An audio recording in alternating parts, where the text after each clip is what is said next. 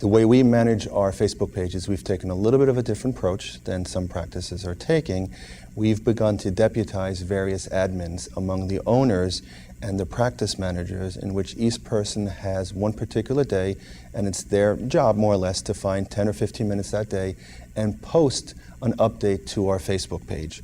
What that gives us is it spreads the work among different days. Because we're a 24/7 emergency hospital, no one works every day, but you are able to ensure that your postings happen on a regularly consistent basis.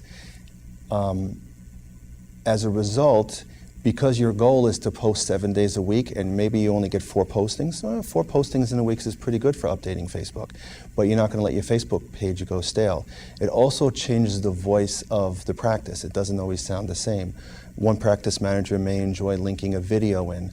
Another practice manager may enjoy taking a cute, touchy-feely picture of a pet and writing a story and posting that.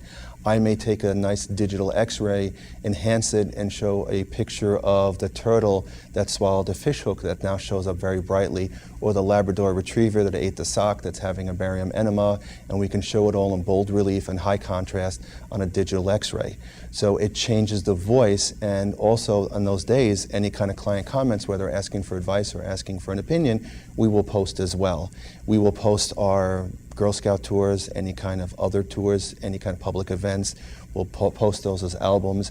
Those are sometimes a little more involved, but we can post the story and develop the story behind the Girl Scout working on her gold award and let her show it to her friends and get additional public relations out of that as well.